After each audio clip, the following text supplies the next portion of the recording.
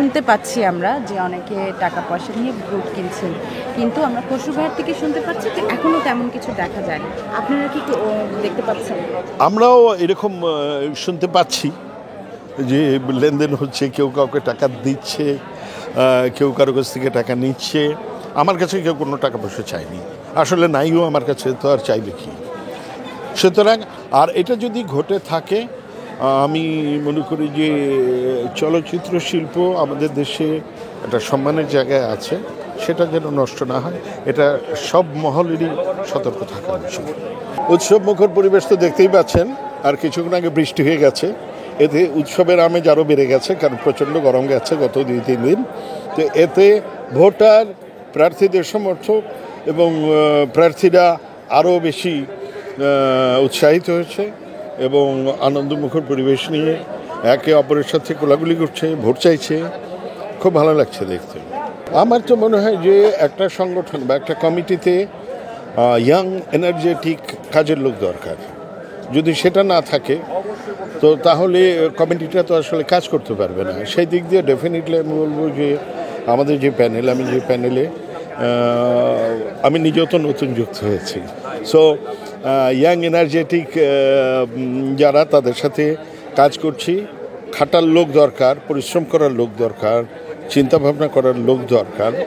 So এই দিক দিয়ে আমি মনে করি যে আমাদের panel working and energetic and speedy. প্রস্তুতিটা এখনই অফিসিয়ালি বলবো না আমরা, আমাদের যে প্রজেকশন মিটিং আছে সেই মিটিংয়ে আমাদের প্যানেলের প্রেসিডেন্ট সেক্রেটারি এগুলো অ্যানাউন্স করবে। তবে ইন জেনারেলি এইটুকু বলতে পারি যে বিশ্বায়নের যুগে আমরা আসলে আমাদের দেশের প্রত্যেকটা দর্শকই এখন বিশ্ব সিনেমার দর্শক।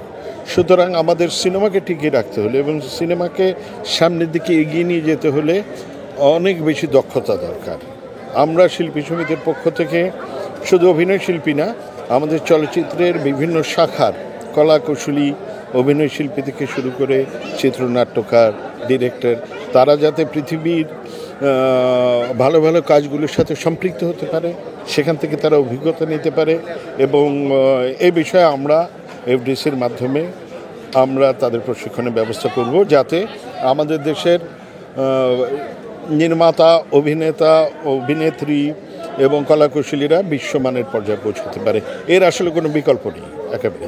ওয়ার্ল্ড কাপ ফুটবল কিছুদিন আগে হলো, সেখানেও কিন্তু ফাউল হয়। এত সাজানো গোছানো, এত কড়াকড়ি ক্রিকেটেও হয়। তো এই ধরনের উৎসব মুখর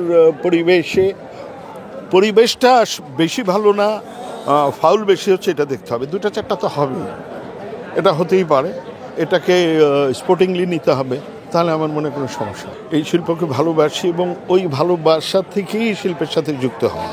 এবং আরও যারা শুধু অভিনয় শিল্পী না, বিভিন্ন শাখায় যারা কাজ করেন, ক্যামেরা বলেন, মেকআপ ম্যান বলেন, একটা প্রোডাকশন বয় বলেন, অন্য কাজ তো করতে পারতো। শিল্পের প্রতি তাদের একটা ভালোবাসা আছে বলেই, টান আছে বলেই তারা কিন্তু খেয়ে না খেয়ে এই শিল্পটার সাথে যুক্ত আছে। সুতরাং এবং এই যে অনেক সময় দেখি এখন কাজ যথেষ্ট কম, এবং কম হওয়ার কারণে অনেক শিল্পী, অনেক টেকনিশিয়ান, অনেকেই যথেষ্ট অভাবের মধ্যে আছে। তো এখান থেকে মুক্ত করার একমাত্র উপায় হচ্ছে কাজের সংস্থান করা। নতুন নতুন কাজ যদি আসে, তারা যদি কাজ পায় এবং কাজ পাওয়ার মধ্যে দিয়ে যদি তারা বেঁচে থাকে, তাদের উত্তরণ ঘটবে মানসিকভাবে এবং শারীরিকভাবে। কারো কাছ থেকে কিছু হয়তো কেউ সহযোগিতা করেন, কিন্তু এটা তো শিল্পীর জীবন না। শিল্পী তো চায় তার শিল্পের বিকাশ ঘটুক, সে কিছু দিতে চায় জাতিকে। এই জন্য যদি একটু একবেলা না খেয়ে থাকতে হয়, না খেয়ে থাকতে রাজি, কিন্তু কাজ চায়। আমরা সেই কাজের সংস্থানটা করার চেষ্টা করি।